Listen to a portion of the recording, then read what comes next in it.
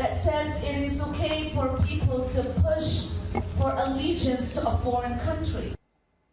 Congresswoman Omar caught on tape making vile anti-Semitic remarks, suggesting that Jewish Americans hold dual allegiance to the U.S. and Israel. Republicans pushing for Omar to be removed from the House Foreign Affairs Committee over the controversy. Democrats don't have the vote to even use censure. Anyway, joining us now is former Speaker of the House, Newt Gingrich, for reaction. And by the way, the host of the new podcast, Newt's World. What does it mean about a Democratic Party that has a severe bigotry, racist, and anti-Semitic problem and can't get enough votes to condemn it? Well, I think it tells you how strong the forces of the left are now. There's a deep anti-Semitic, anti-Israeli bias on the left. There are a lot of people on the left who'd be very happy if Israel disappeared tomorrow and who feel 100% on the side of Hamas, even while it's firing rockets at Israeli cities. So I think what we've seen is, over the last 30 years, a growth in the anti-Semitic behavior on college campuses and a growing willingness by some Democratic politicians to be very openly anti-Semitic and anti-Israel. And I think the second thing is that a lot of the younger militant members, whether they're anti-Israel or not, they are deeply opposed to Nancy Pelosi trying to exercise any discipline at all. She's not the speaker anymore, clearly. Pelosi is about... Yeah, she's not. I mean, she's clearly losing. Look, she is losing control of the House. They may be forced in a desperation move to change the House rules to block Republicans from offering anything, which would, I think, lead to chaos. But she can't get her party to stay together.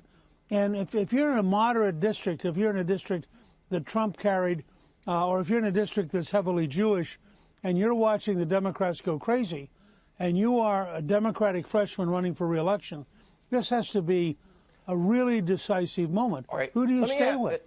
Let me ask you this. No. So you come to power with the Republicans for the first time in 40 years. You and Bill Clinton decided you wanted to do great things for the country, and you ended up doing it. And I'm not a big fan of Bill Clinton, but you did balance the budget, which we haven't done since, and a lot of welfare reform, so many big things. He even said the era of big government is over, end of welfare as we know it. You guys found a way to govern, even though you had opposing views. You see now the Russia collusion narrative is collapsed.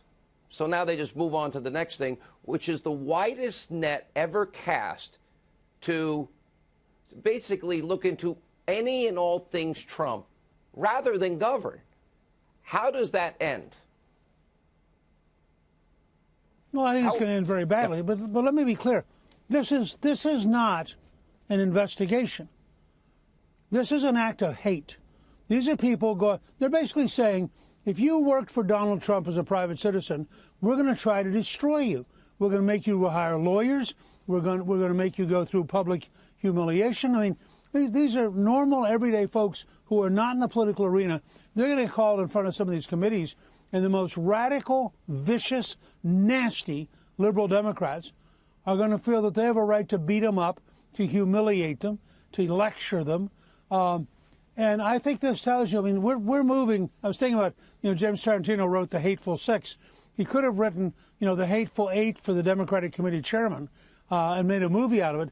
Well, we have never seen, at least not since the Civil War, the kind of deliberate, vicious character assassination, not just at not at the president. I mean, President Trump's a big guy. If they want to fight with him, he can fight back. They're going after everyday folks. When Adam Schiff hires, when the author of the Steele dossier, Christopher Steele, doesn't support his own dossier, but Adam Schiff hires the only conspiracy theorist and person that does believe it, that tells you a lot. But, when David Axelrod says, this is beginning to look like a witch hunt, this is like, and Mayor Bloomberg says, this lurch to the left, not going to end well. When people like that are saying things like that, I think if I was a Democrat, I might listen, but I don't see any hope that they ever would. Well, you don't know what's going to happen yet, because the truth is, as all these candidates line up to run for president, I don't think any of them want to get in a fight where the left is taking them on. So you see, over 100 Democrat House members have co-sponsored a bill that eliminates any private sector insurance. That's a 15% position. You're going to see a Democratic Party unacceptable to most Americans. No cows, no planes, no cars, no combustion engines. Everything's free, and we're going to confiscate all your money. Great idea. Well, and no children. Remember? Oh, yeah. You got to think twice about ever having any kids. And the world's ending in 12 years.